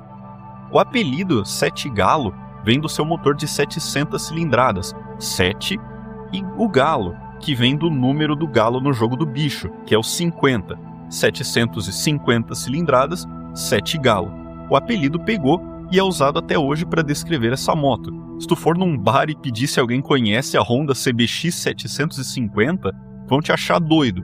Mas se tu pedir pela 7 Galo, todo mundo vai saber do que se trata já. Mas qual é a rixa entre ela e a Viúva Negra, a RD 350? São motos da mesma época, ambas lendárias e desejadas por muitos. Uma mais esportiva e leve, outra mais pesada e estradeira. É um daqueles casos tipo Goku versus Vegeta, Naruto versus Sasuke. As duas motos têm muitos fãs e é claro que uma hora eles iam acabar defendendo com unhas e dentes o seu modelo preferido acima do outro. A Aprilia RS V4. Uma superbike bem incomum por aqui, e o nome dela é uma pista óbvia do motor, né? É um motor V4, 4 cilindros colocados em V, algo que é bem diferente do normal de se encontrar na estrada. Ela tem um ronco bem diferente e faz com que o torque acompanhe mais a potência ao longo dos giros mais altos, esse tipo de motor, tornando essa moto também muito mais difícil de bater na pista. Ela é uma referência tanto em performance quanto em ciclística justamente na pista por performar acima das outras motos. Ela é uma superbike, então, logicamente que ela foi feita para andar mais na pista do que na estrada, e isso também quer dizer que no trânsito ela vai esquentar muito e não tem uma manutenção muito acessível ou que possa ser feita em qualquer lugar. Bull 180. Essa aqui não é uma moto excepcional em nenhuma categoria, é uma moto nacional de 173 cilindradas que está tentando disputar espaço com outras gigantes oferecendo mais por menos. Ela tem painel digital, LED, partida elétrica e freio a disco dianteiro. A ideia é colocar uma moto feita no Brasil para competir com o que vem de fora. Ela é pouco conhecida, pouco se sabe o que vamos ver dela no futuro, mas já está presente nas lojas e a pouca fama que tem me incentivou a colocar ela aqui. Ducati Panigale V4S. Essa é a moto das motos de pista. Tem desempenho absurdo, colocando ela como uma das melhores superbikes do mundo em desempenho em pista, e ela pesa 187 kg apenas. Isso com 216 cavalos, além da quantidade absurda de tecnologias e do seu padrão comando desmodrômico. Ela tem um virabrequim contrarrotativo, ou seja, ele gira no sentido oposto da rotação das rodas. Isso gera um efeito que controla o empinamento da moto em acelerações mais fortes. Porém, de praxe de motos super esportivas, o motor esquenta demais para o uso urbano e seu custo é elevadíssimo, tanto para comprar quanto para manter, além de ter uma potência excessiva até mesmo para pilotos experientes. Kinko Downtown 300i. Parece uma scooter simples demais para estar nesse ponto do iceberg, mas só que ela virou uma Kawasaki do outro lado do mundo em razão da sua performance. O motor monocilíndrico tem 30 cavalos e 3 kg de torque e faz a moto chegar a até 160 km por hora, numa scooterzinha de pé junto, cara. Com o foco sendo conforto e custo-benefício, Essa aqui tem a potência, tem o conforto, ela só não tem muito a fama, tendo pouco apoio no pós-venda da marca. KTM Super Duke 990. Motor V2 de 999 cilindradas, ela é o tipo de moto que você acelera, ela empina, e isso não é exagero. Nas primeiras versões dessa moto, o acelerador era muito sensível mesmo, sendo praticamente até um problema. Ela era conhecida como The Beast, ou a Fera lá fora, sendo uma Hyper-Naked de performance tão violenta que popularizou o próprio segmento dela. O tanque é pequeno, 15 litros na primeira versão, e o consumo de 13 a 15 km por litro não ajudaram a moto a emplacar o uso no dia a dia, e também o seu preço de manutenção e ergonomia deixaram a desejar. Mas quem quer uma moto dessas aqui não pensa muito nesse tipo de coisa, e essa é a proposta, ela é uma naked explosiva e divertida pra caramba. Royal Enfield Bullet 500. Fabricada entre 1932 e 2020, ela foi fabricada por quase um século inteiro e com um design praticamente igual ao longo dos anos. Ela é um monocilíndrico parrudo focado em torque. Aqui no Brasil, ela é usada por uma cultura de motoqueiros que querem fazer parte de um estilo específico. Já lá na Índia, onde ela é fabricada, ela é usada pelo exército e pelas forças policiais em razão da robustez. O fim dessa lenda veio em razão das normas cada vez mais rígidas de emissão que inviabilizaram a produção desse motor. Um fim trágico para uma moto de 88 anos de história.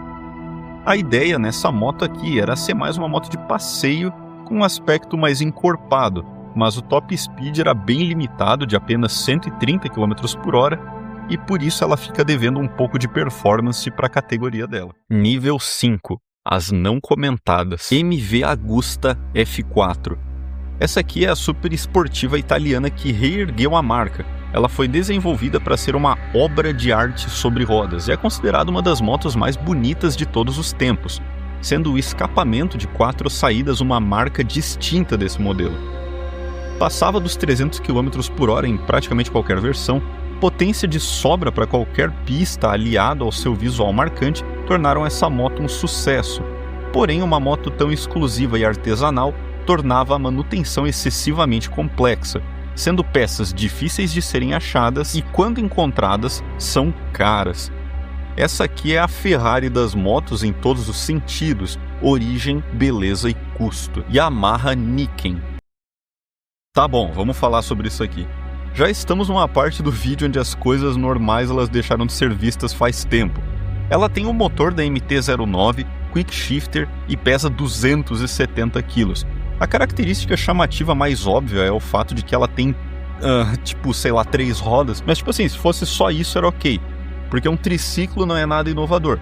Mas na verdade, 2 rodas na frente é uma coisa bem incomum. Essas rodas elas operam com a tecnologia LMW, que é Leaning Multi-Wheel, ou seja, elas inclinam nas curvas, além de terem 2 bengalas por roda.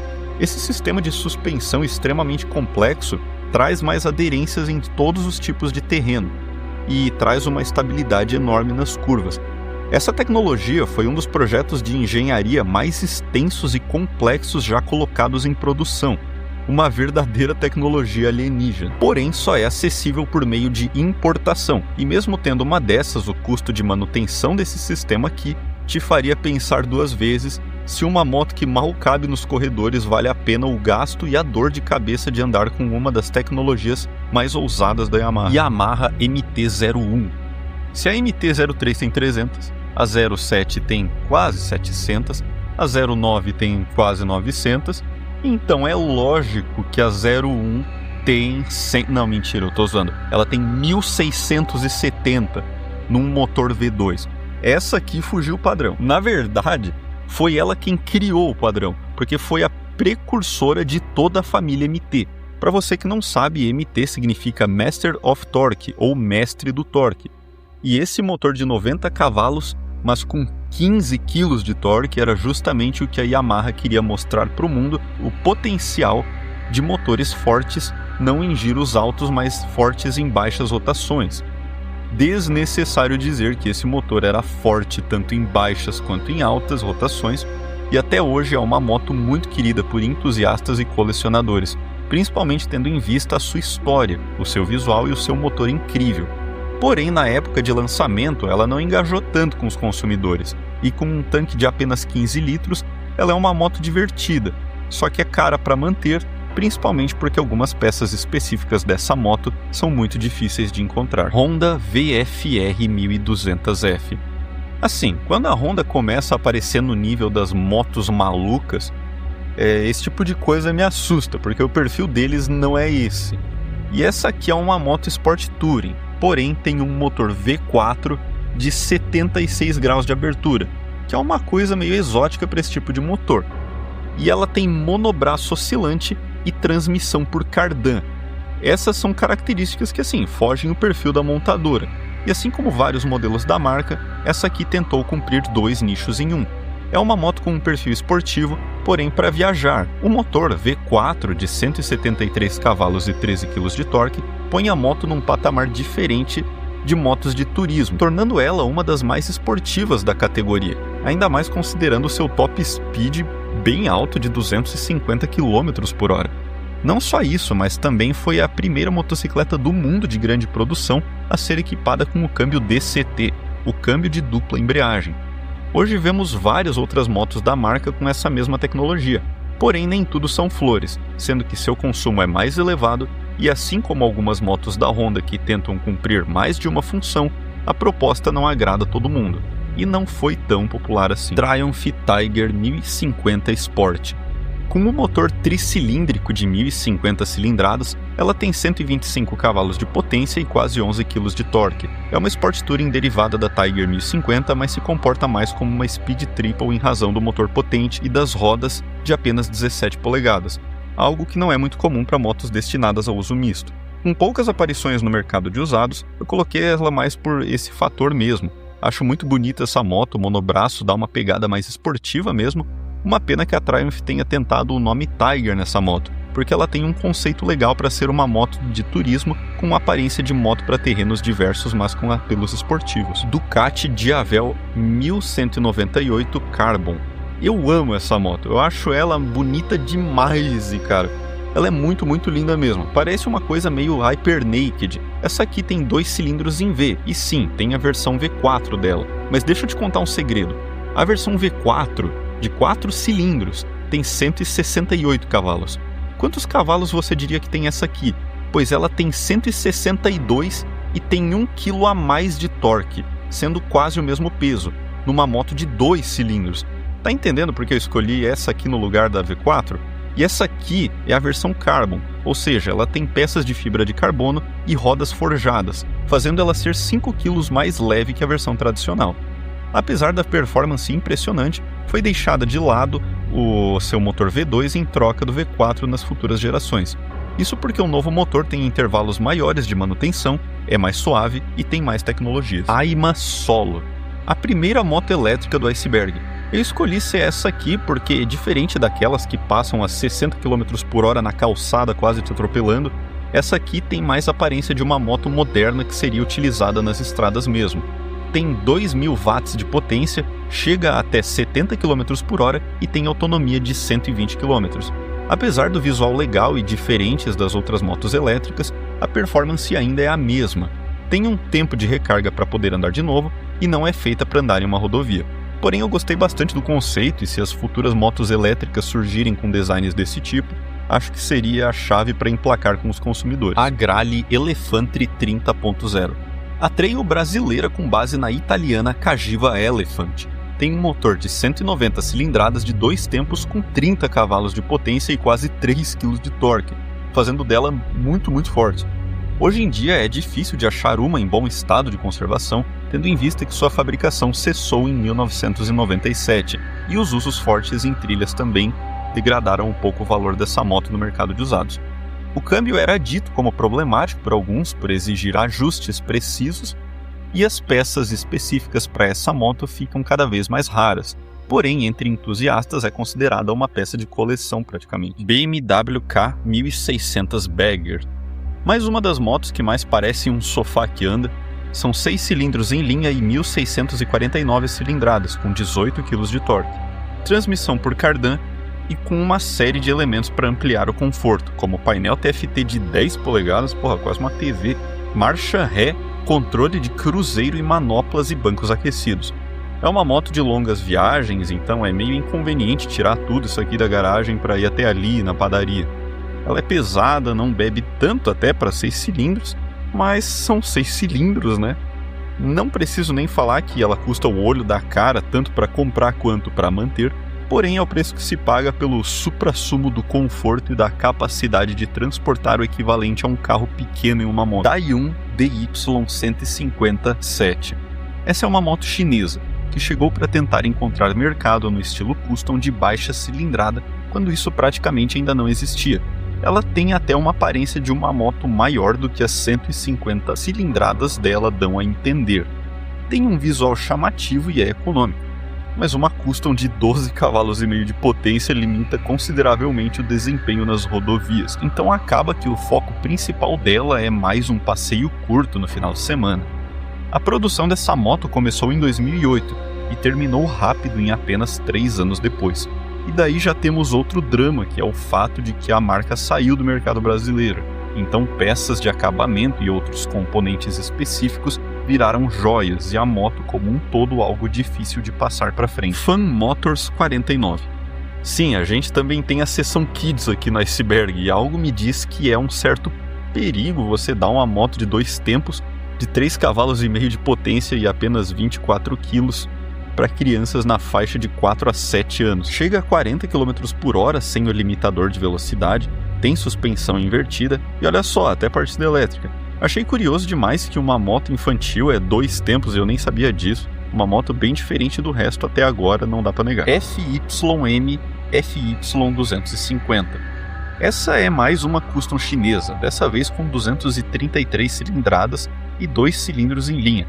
A potência, no entanto, surpreende mais pelo lado negativo, só 17 cavalos e 1,6 kg de torque.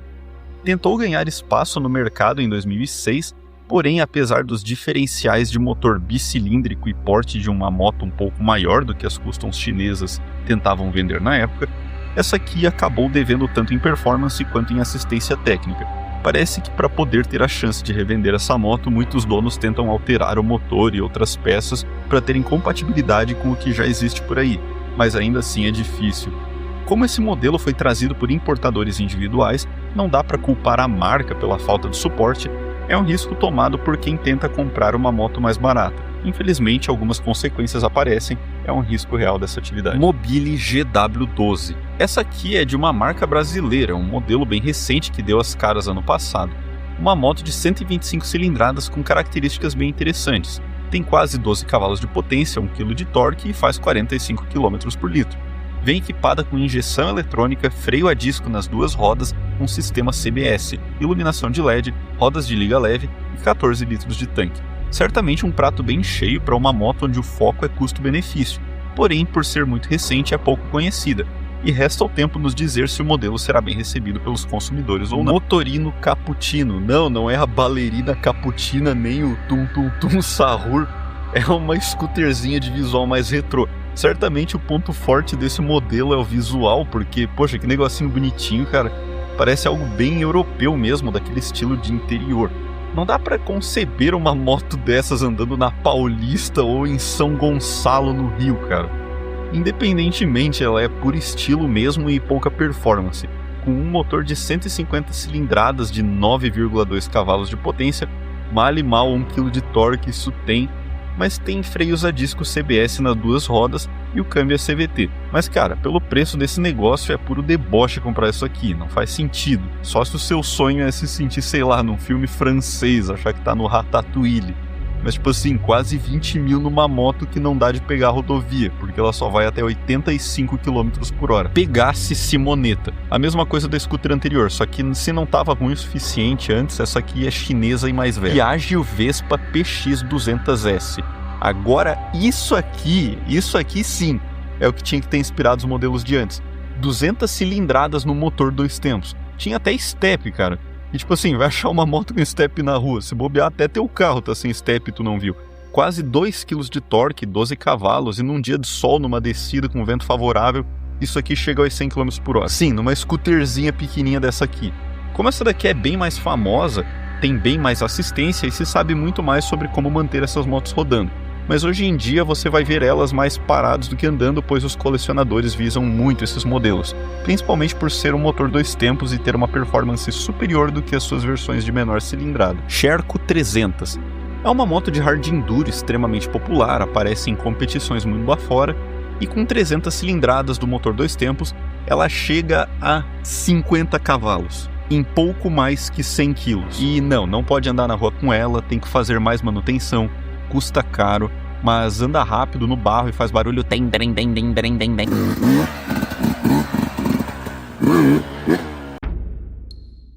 Nível 6. As esquecidas.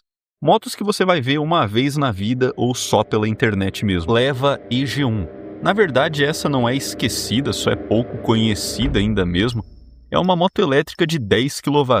Essa aqui com um visual ainda mais imponente que a que vimos antes, mais condizente com uma moto que seria vista andando nas ruas mesmo. O louco dos motores elétricos é a quantidade de torque que eles têm. Essa moto aqui tem quase 30 kg. Puta que pariu, esbagaçou todas as outras motos até agora. E tem transmissão por correia dentada. Isso já é bem diferente porque as motos elétricas o motor é no cubo, mas essa aqui é no centro da moto mesmo. Ela chega até 100 km por hora e tem autonomia de 130 km, já dá para fazer uma viagenzinha curta. Frente ao baixo custo de rodar e as várias tecnologias diferentes como freios CBS e suspensão invertida, você tem o alto custo inicial, superando motos de motor a combustão facilmente, e a baixa autonomia e tempo de recarga. Mas o visual, meu amigo, tá filé pra caramba. Honda PC 800 Pacific Coast. Essa loucuragem aqui tem motor V2 de 800 cilindradas, 56 cavalos e 6,7 kg de torque. Transmissão final por eixo cardan e até porta-malas. O visual controverso não agradou muitas pessoas, porém a ideia aqui era parar de pensar na beleza e focar na utilidade. Alguns até apelidaram esse modelo de carro de 2 rodas, por ter um aspecto mais focado em praticidade do que simplesmente o deslocamento. Um modelo bem diferente. Yamaha GTS 1000. E essa aqui, meus amigos, é a última Yamaha que vocês vão ver nesse vídeo. E tinha que ser essa monstruosidade aqui. Motor de 4 cilindros em linha com 5 válvulas por cilindro, tem 100 cavalos e quase 11 kg de torque. E pesava 274 kg. Mas de onde vem esse peso todo? Cara, não sei, talvez seja da suspensão dianteira sem garfo telescópico com monobraço oscilante, mas é só uma suspeita mesmo. A ideia era fazer uma moto que não baixasse a frente no momento das frenagens, separando a direção da suspensão. Uma tarefa que foi assumida por James Parker, que deu origem à suspensão Red, uma peça de engenharia brutalmente avançada. Isso tudo, e ela ainda tinha injeção eletrônica e ABS nos anos 90. Ela é uma moto extremamente rara hoje em dia, uma verdadeira peça de coleção, até porque na época ela ficou muito cara, e além do peso alto e da potência ser abaixo do esperado para uma moto de 1000 cilindradas, isso afastou os consumidores. Honda CBX 1050. Essa deve ser uma das motos que eu mais quis ter em toda a minha vida. Ela é uma naked de 6 cilindros em linha. Olha que monstruosidade, parece até que a foto foi editada, mas não, o motor é desse tamanho mesmo. Tem 4 válvulas por cilindro, 6 carburadores, imagina que delícia sincronizar isso tudo. E um som maravilhoso, que é frequentemente comparado aos carros de Fórmula 1.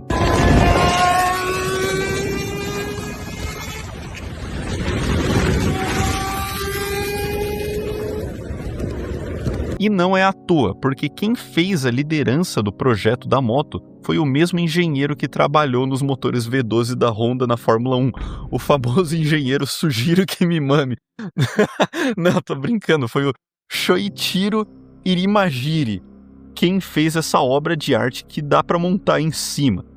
Se você quer uma dessas, você até consegue comprar, mas prepare-se para desembolsar em torno de R$250 mil por uma moto de mais de 40 anos, além de virar o sócio do posto, sendo que ela faz 8 km por litro na cidade e 12 na estrada. Alguns diriam que vale a pena, e alguns também sou eu, que só não tenho dinheiro.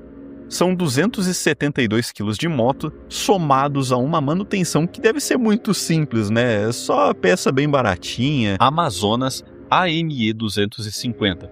Essa aqui é a Custom brasileira, 250 cilindradas monocilíndrica, com 21 cavalos e 2,5 kg de torque.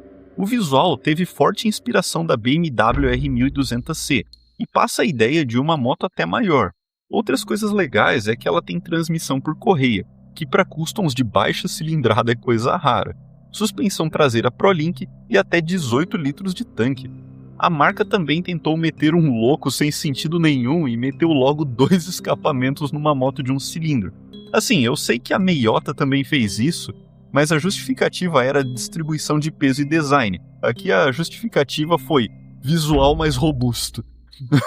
A moto diferente não emplacou tanto e com certeza tentar fabricar uma custom com algumas características fora do padrão deve ter custado à marca mais do que a venda retornou, e ela não durou mais do que 3 anos na linha de produção. Hoje dificilmente uma é vendida em razão da quantidade de problemas elétricos e gambiarras feitas para manter elas rodando, e quando é, o preço passa a FIPE facilmente dependendo do estado de conservação. É mais coisa de entusiasta mesmo isso aqui. BMW C600 Sport. O primeiro maxi scooter da BMW. Tem 60 cavalos de potência extraído do seu motor bicilíndrico e eu sou muito fã de projetos diferentes com tecnologias e soluções inovadoras. E aqui tem uma em específico que é bem interessante. A tecnologia Flex Case, exclusiva da BMW, que é um compartimento no fundo do banco que se expande para poder acomodar até um capacete. Essa tecnologia só pode ser utilizada com a moto parada, e um sensor impede a moto de ligar caso o compartimento esteja expandido, o que assim é muito doido. No demais é uma scooter mais forte do que a média, e a ideia é ser um meio de transporte mais premium, porém ao custo de pagar pela logo da BMW em todos os quesitos. Buell 1125R. Lembram da Buell de uns níveis atrás? Então, essa aqui foi a última aposta deles de tentar emplacar no mercado antes de terem suas atividades encerradas pela Harley em 2009. Essa aqui conta com um motor V2 arrefecido a líquido de 1125 cilindradas, com 146 cavalos de potência. E sim, ela também veio com aquelas loucuragens do outro modelo, freios ZTL, óleo na balança e combustível no chassi. Aqui a ideia era ser uma moto esportiva com alma de Harley. Porém, a baixa performance da marca fez a Harley perder a paciência esperando um salto de sucesso. E com apenas 2 anos de produção desse modelo, a história da Buell chegou ao fim com a Harley anunciando seu encerramento. Em razão da curta produção, um modelo desses é raro de se encontrar por aí, porém ao custo de manter as diversas soluções engenhosas funcionando. Bull 250, a esportiva da marca Bull, essa com um motor de 229 cilindradas. Aqui a ideia é ser algo mais visual do que algo funcional, porque a moto tem visual de esportiva, tem nome de esportiva, é vendida como uma esportiva, só que a performance está bem longe de esportiva.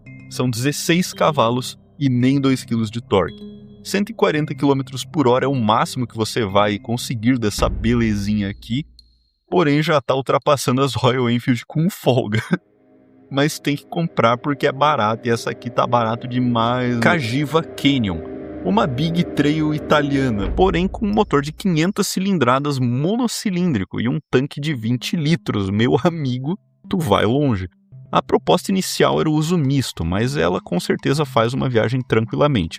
Tinha 34 cavalos, 4 kg de torque e seca ela pesava 165 kg, que é bem baixo para a categoria. Foi importada pela Gralha. E apesar das características bem positivas dessa moto, ela não emplacou tanto, e hoje é mais uma peça de coleção, sendo um modelo bem raro de encontrar por aí. Cagiva Elephant, Big Trail italiana de novo, mas dessa vez big mesmo, big de verdade. Eu digo um motor da Ducati em L de 900 cilindradas, big, 68 cavalos e 7 kg de torque. Ela é uma moto mais parruda, direcionada para aventuras mais exigentes. Tem uma ótima performance de asfalto também, porém por ser motor Ducati, mais especificamente o de comando desmodrômico, isso significa que poucas pessoas sabem lidar com isso. Peças específicas são raras e caras, e é um modelo que no geral está mais visado para colecionadores e entusiastas do que trilheiros mesmo. Cagiva Super City. E aqui temos a última das italianas malucas da Cagiva, E essa é uma monocilíndrica de 125 cilindradas 2 tempos, com 34 cavalos de potência e 2 kg de torque. Isso é uma performance absurda para um motor desse tamanho. E ela pode chegar até 150 km por hora. Tipo, isso numa moto dos anos 90. Para mim, isso aqui é a viúva negra. Ninguém espera tanto de um motor de 125 cilindradas e definitivamente eu acho que até agora é um dos mais surpreendentes desse iceberg. Peugeot Speeddake ou Speeddake. Essa aqui mesmo é uma scooter de 50 cilindradas 2 tempos. Ela chega a 60 km por hora na versão limitada, mas na Europa parece que o pessoal consegue tunar ela para ela chegar além de 80, alguns até 90 km por hora. Mas daí já é coisa mexida, o cilindro ele vai ter 100 cilindradas, aí já não é nem mais a mesma moto. Lá fora ela é bem mais popular e aqui no Brasil é coisa rara, mas existem algumas unidades por aí na mão de entusiastas. Shinerai Storm 200. Parece que eu já vi essa moto em algum lugar, eu não sei. 200 cilindradas, 20 cavalos e 167 quilos. Tem ABS de 2 canais e suspensão dianteira invertida. Assim, é uma GS só...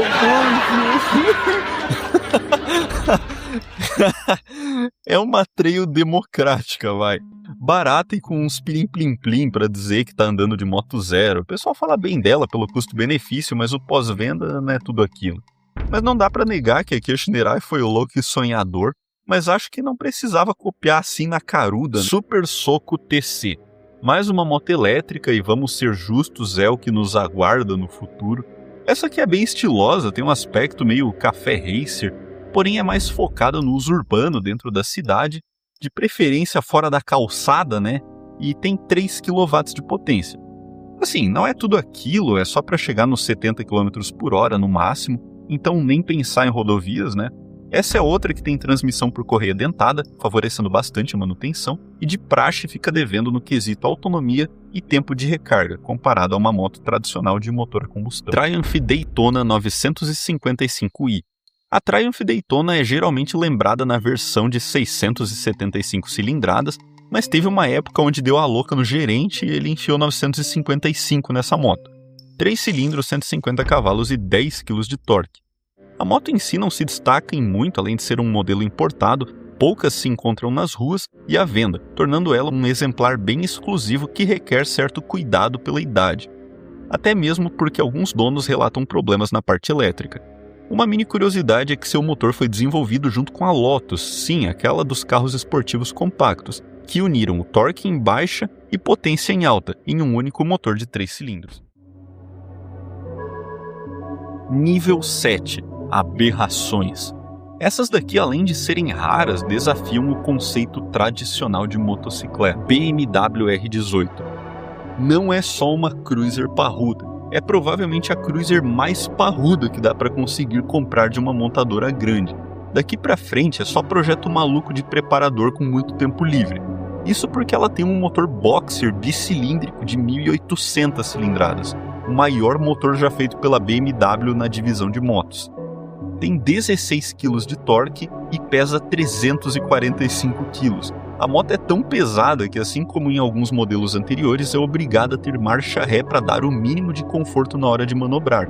A entrega de torque acontece em rotações muito baixas. Isso porque cada cilindro não só é enorme, o curso é gigante, é praticamente um navio. Tem cardan exposto e, apesar dos números impressionantes, chega até no máximo 185 km por hora. Isso porque aqui o foco é o torque, my friend. A moto até se treme quando tá parada. Tudo isso pela bagatela de R$130 mil, com algumas versões custando até 300 mil. Caloi Mobilete 1981.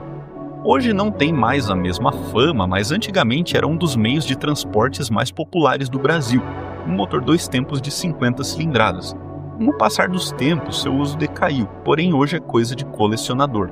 O lado bom é que, se você quiser entrar nesse mercado, existem muitas peças e até mesmo comunidades de pessoas que restauram esses modelos. Mas o conceito de mobilidade para esse modelo perdeu o sentido na malha rodoviária atual, fazendo dela mais um risco na rua do que um meio de transporte seguro. É lembrada mais como uma parte da história, não tem uma performance de destaque O maior destaque, acredito, que foi a popularização do termo mobilete, Garini GR150P. Eu coloquei essa scooter porque foi a primeira coisa que eu vi dessa marca, mas basicamente é uma marca chinesa que tentou disputar mercado com a Honda e a Yamaha no Brasil no final dos anos 2000. A performance foda-se, não tem nada demais, 12 cavalos, blá blá blá, câmbio CVT. O meu desafio é tentar achar uma dessas inteira em qualquer lugar. Primeiro que tu não vai conseguir, porque eu tô gravando esse áudio e só tem 7 motos dessa marca no LX no Brasil todo. E, tipo assim, é 7 motos da marca, não é do modelo, é da marca. E todas elas têm uma surpresa na foto, um banco rasgado, um tanque amassado, sei lá. Uma pessoa na página Olho no Carro avaliou essa moto com nota 10 de porta-malas e tecnologia. Gás MC E2.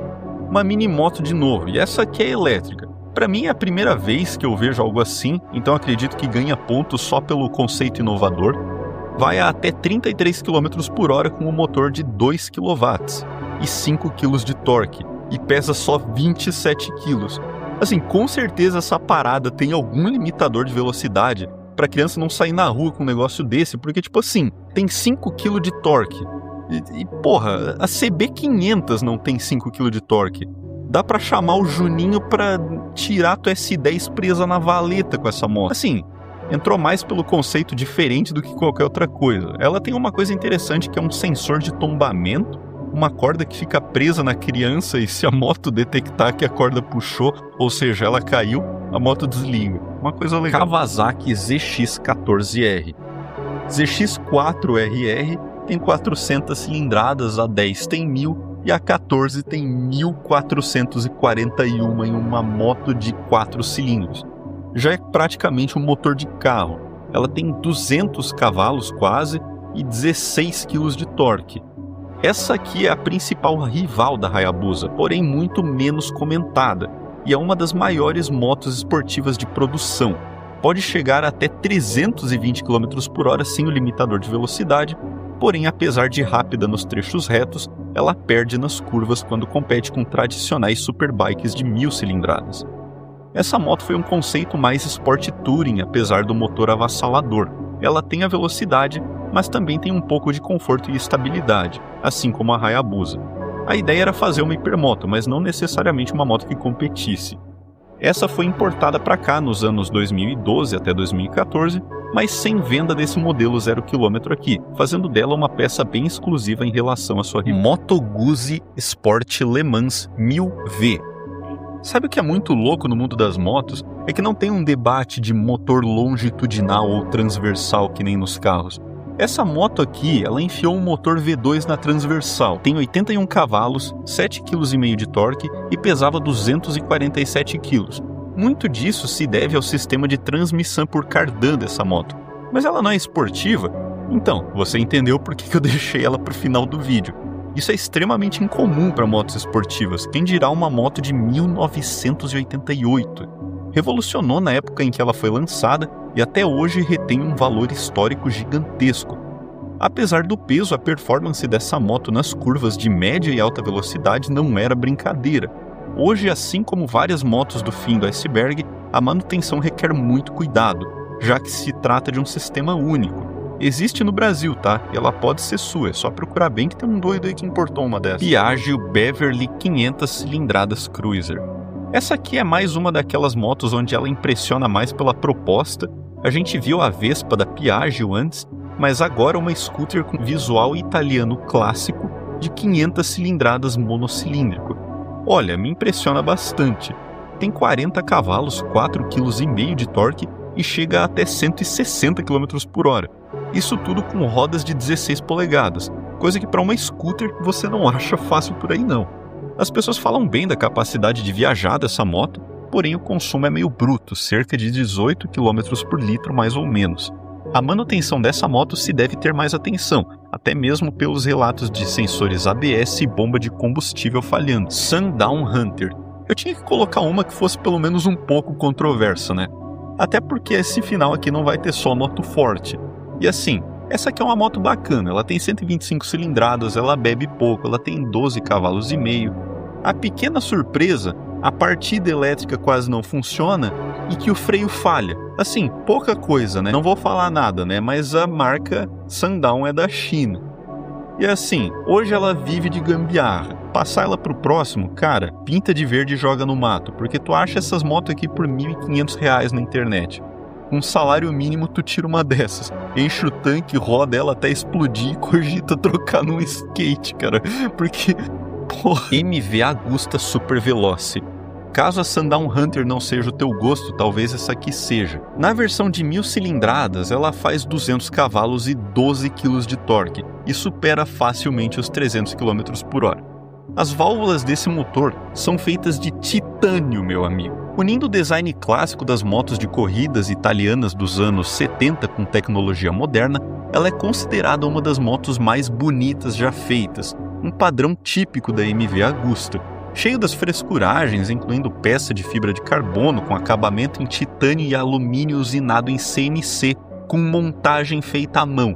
E claro, com o tradicional escapamento de 4 saídas da marca Akrapovic também de titânio. Você pode encomendar a sua hoje mesmo. Com a volta da marca ao Brasil em 2022, o modelo Super Veloce na edição exclusivíssima AGO está sendo avaliado em 83 mil euros, ou 533 mil reais na conversão direta. E isso inclui adicionais como uma placa de ouro de 18 quilates com a assinatura do Giacomo Agostini, o famoso piloto italiano e fundador da MV Agusta, além de ser limitada a apenas 83 unidades. Mas vamos ser sinceros, não vai ser só 533 mil reais não.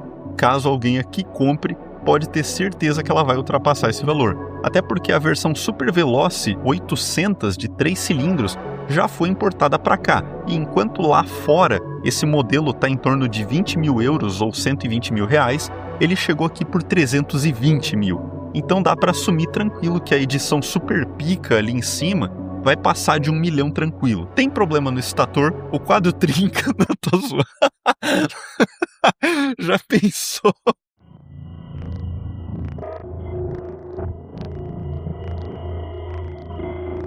Nível 8.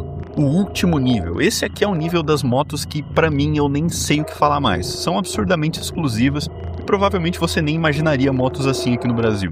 Praticamente zero chances de ver uma na rua. Bimota Tese 3D Carbon. O custo é de 320 mil reais, numa moto de 2010.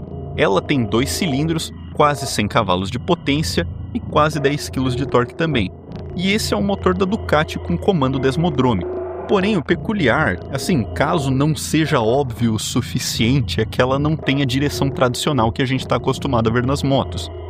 Ela tem um sistema que se chama Hub Center Steering. Basicamente, girar o guidão gira o centro do cubo da roda dianteira.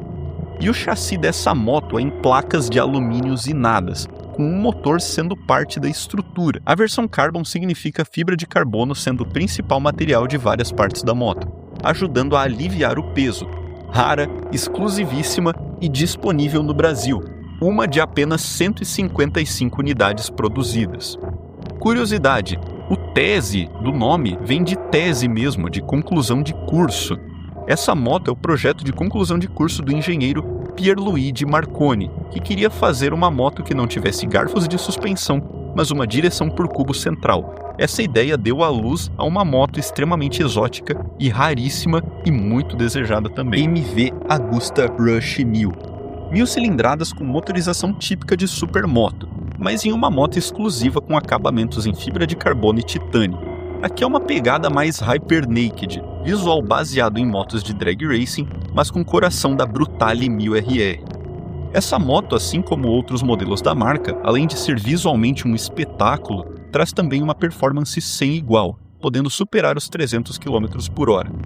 Não imagino que iremos ver uma dessas na rua, não só pela raridade, mas pelo preço de 630 mil reais, o equivalente a um bom apartamento, só que numa estrutura de metal com 2 rodas e um motor.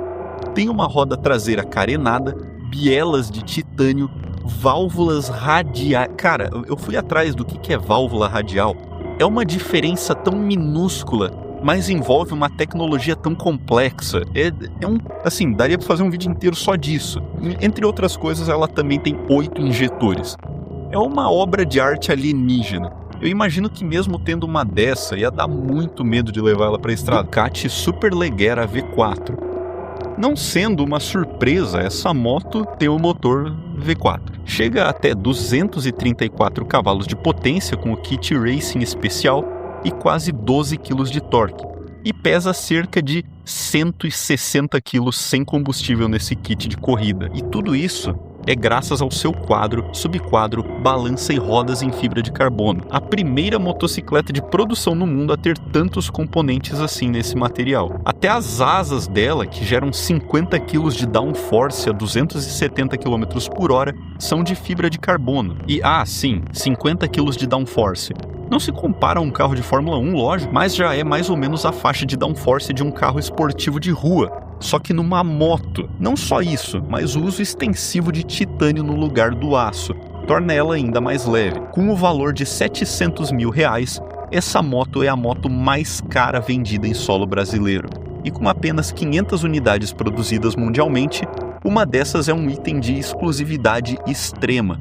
Uma moto para quem quer andar na pista, mas na verdade a gente sabe que vai ficar na garagem. Johnny 50 49 cilindradas.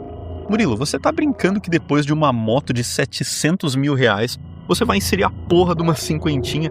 E sim, eu vou, porque primeiro o iceberg é meu, segundo pesquisa Johnny 50 49 cilindradas no Google. Vai no LX, tenta achar uma dessas inteira, eu digo uma. Porque pra achar uma inteira, eu fui no site da loja Johnny. E a porra do site tem um modelo só e não tem link pra comprar, pra reservar, uma página de Instagram, nada. É só tipo, ó esse modelo aqui. Isso aqui é uma moto. Outra curiosidade é que se você perceber, a maioria, eu digo quase todos dos modelos à venda dessa moto, estão sem placa. E isso me deixou intrigado. Então eu fui atrás de entender o porquê. E meu amigo, olha que coisa legal. Os proprietários desse modelo não conseguem emplacar, porque não se tem nem registro desse modelo na base nacional. Ou seja, a pessoa comprou a moto, foi no Detran, descobriu que o chassi não estava cadastrado na BIM, que é a base de dados dos veículos registrados no país, e não consegue emplacar por causa disso.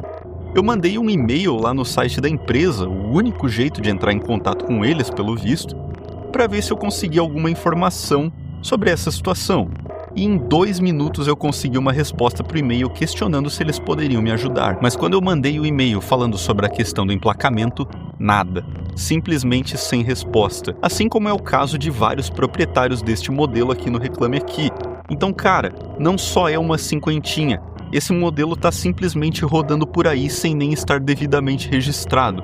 E pelo que deu para entender da origem desconhecida dessa moto, alguns chassis desse modelo começam com as letras LHJ. O código inicial no chassi de um veículo, ele identifica o fabricante mundial. E esse código LHJ vai dar na empresa chinesa Chongqing Astronautic Bashan Motorcycle Manufacturing Co. Limitada, especializada na produção de motonetas, ciclomotores e motocicletas de 50 a 150 cilindradas. Opa, 50 cilindradas? Parece justamente o caso do nosso modelo. Então, resumindo, fabricante chinesa faz um ciclomotor, alguém importa o modelo para cá, não registra o modelo devidamente e vende ele mesmo assim, e quem compra fica no prejuízo. Ainda mais sendo que conduzir veículos sem placa é uma infração gravíssima, e dependendo do caso, pode te levar para cadeia. Claro, nos casos onde você tirou a identificação de propósito. Mas no mínimo, a sua Johnny 50 vai ser recolhida ao pátio se ela andar numa via pública, fazendo dela, querendo ou não, uma moto muito mais exclusiva que qualquer outra moto desse iceberg. A Ducati Superleggera é uma moto que não foi feita para andar na rua, porque é muito esportiva. A Johnny 50 simplesmente não pode andar na rua, porque é um crime federal. Eu lembrei daquele meme do Patolino, o mago é implacável. Na verdade, é a Johnny 50 que é implacável, literalmente. Cara, que viagem esse modelo aqui. Eu não esperava de verdade que uma motinha bosta dessa ia me levar na pesquisa mais alucinante do que é basicamente uma moto que nem o governo sabe que ela existe. Que tal isso para um modelo de moto obscura? E isso aqui é o fim do iceberg das motos do mercado brasileiro de motocicletas. O que vocês acharam? É um estilo de vídeo bem popular na gringa e eu sou bastante fã desse tipo de conteúdo, que vai abordando tópicos cada vez mais obscuros de um assunto específico. Eu tô pensando até em trazer mais vídeos desse tipo de assuntos diferentes. Tem iceberg de todo tipo de assunto, guerra, geografia, televisão, ciência, e cada um com seu nicho específico. E isso é um formato muito legal para engajar as pessoas num assunto que normalmente ninguém pesquisaria, mas acaba sendo interessante pra caramba. Esse aqui é o primeiro que eu fiz, e eu fiz de um assunto que eu gosto muito, que são motos, né? Mas pra me poupar tanto trabalho que nem deu esse aqui, os próximos eu já tô cogitando pegar pronto e acreditar os autores, porque, cara, deu muito trabalho, sério. É o vídeo mais extenso tanto em tempo de vídeo quanto em tempo de pesquisa. Eu comecei ele antes da review honesta da CBR 600F e mesmo depois de terminado eu sinto que muita coisa podia ter ficado melhor. Podia ter separado melhor as motos nas categorias. Eu fiz um roteiro para esse vídeo que eu senti que não ficou tudo aquilo. Mas também eu decidi começar logo num iceberg gigantesco, devia ter feito algo mais pequeno primeiro. E eu sei que eu não incluí todos os modelos de motos por aí, mas eu escolhi os que são, na minha opinião, os mais interessantes de serem comentados. Não é porque eu não falei da MT-07, da 09, da CB650R, que eu esqueci. Simplesmente não ia dar pra falar de todas as motos que eu queria num vídeo só. Eu ia levar meses pra editar tudo e o vídeo ia ter, sei lá, 5 horas. Mas é isso aí, eu quero trazer mais conteúdos que não sejam só de motos pro canal aqui.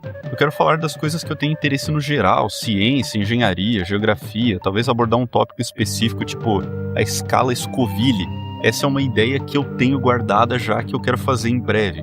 A real é que é muito legal fazer vídeos, um puta hobby bacana que eu curto muito de fazer depois do trabalho, e compartilhar conhecimento no geral pra mim tem sido uma experiência muito satisfatória, ver as pessoas comentando nas reviews das motos, curtindo, se inscrevendo. Assim, legal que vocês estão gostando também. Inclusive, se você assistiu até aqui é porque você gostou. Então considera curtir e se inscrever aí, mano, velho. Para esse vídeo, acredito que seja isso. Muito obrigado a você que assistiu até aqui e até a próxima. Valeu!